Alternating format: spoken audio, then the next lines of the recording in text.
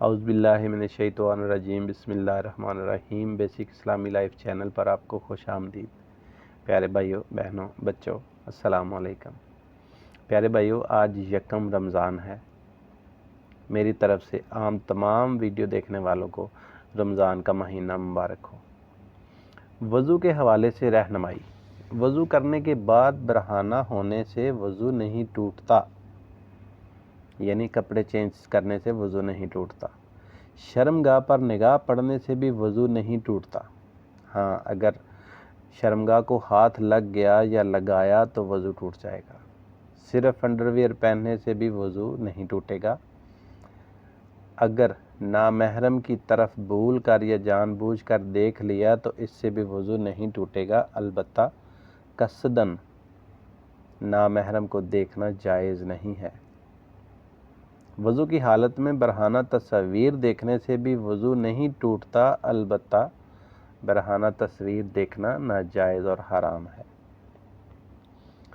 پیارے بھائیوں، قرآن کریم میں سورہ مائدہ آیت نمبر 6 میں وضو کے فرائض بیان کیے گئے ہیں۔ وضو میں 4 چیزیں فرض ہیں۔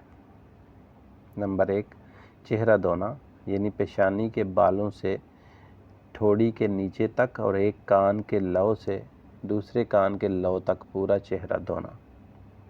نمبر 2، دونوں ہاتھوں کو کونیوں سمیت دھونا۔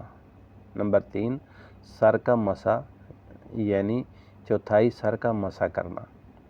نمبر 4، دونوں پیر ٹخنوں سمیت دھونا۔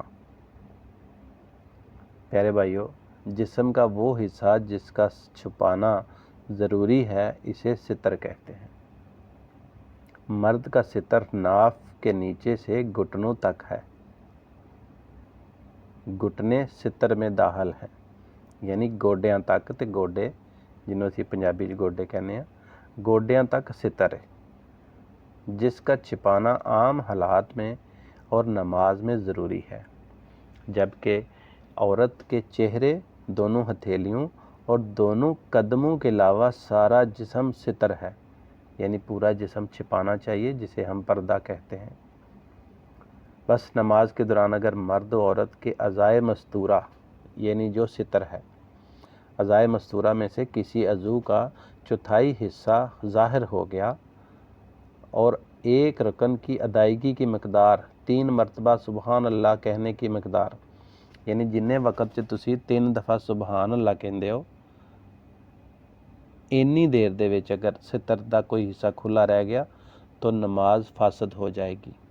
البتہ اگر نماز کی ابتدا سے ستر کا 1/4 حصہ کھلا رہا تو نماز کی نیت اور نماز باطل ہو جائے گی، اور ستر چھپا کر دوبارہ نئے سرے سے نیت کر کے نماز ادا کرنا لازم ہوگا۔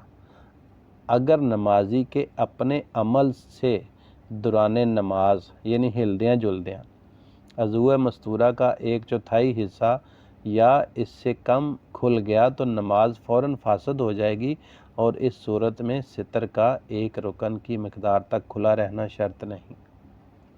پیارے بھائیوں اور بہنوں،